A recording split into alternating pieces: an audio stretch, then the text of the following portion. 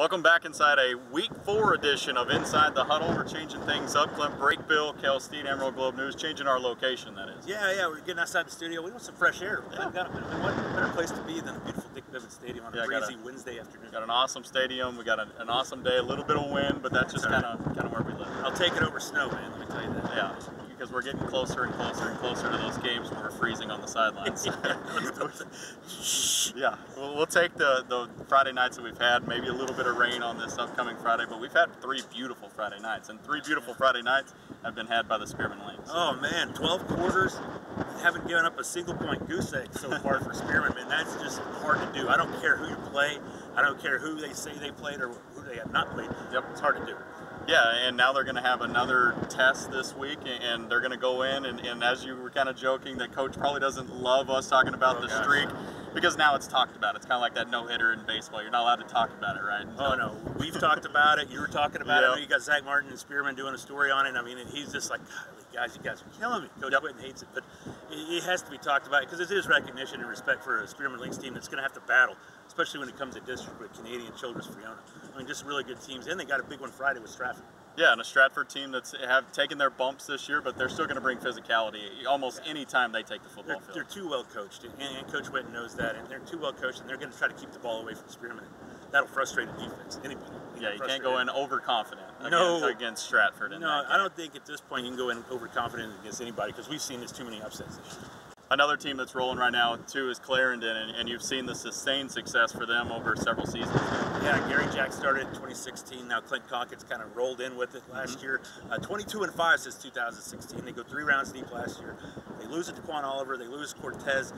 Yet you bring in Ryan McCleskey, you bring in Preston Elam, and they just continue to roll. But I think they get overshadowed a little because of Wellington. 3 rounds deep last year before they ran into that buzzsaw. Right. This year it looks just a well-oiled machine, man. But 22-5, nothing to turn your head at. And this isn't something that they've just been doing offensively or defensively. I mean, they've been pretty consistent. Team, man, and that's what they build their team around is just a 22-man unit. That's what they do well. And another team that's playing very well, Canyon, and we talk a lot about their offense. You talk about consistency.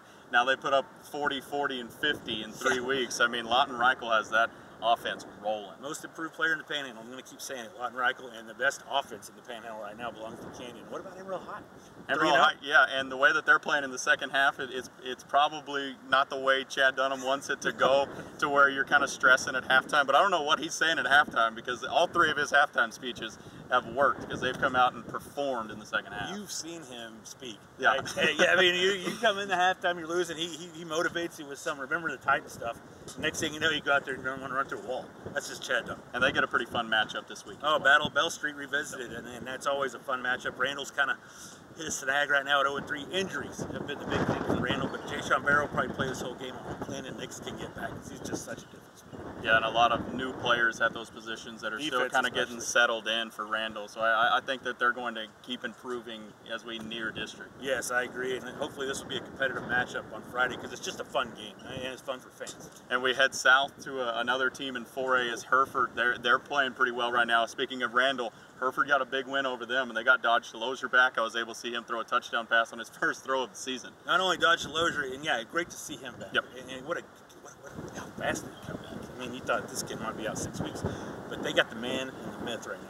Seth Dixon, best running back in the Panhandle as of this moment, 685 yards. Wow. 79 carries, 9 touchdowns. He's killing it. I mean, the average on that is unbelievable, and it makes a head coach's job easier. We were talking about Dodge. It makes his job easier when you can have a running back that, last week rips off a 70-yard run with 3 guys on him. I mean, it makes it a little easier. It's because of his legs, man. He's a state champion wrestler, and you've seen him. I mean, he's built, built for tough.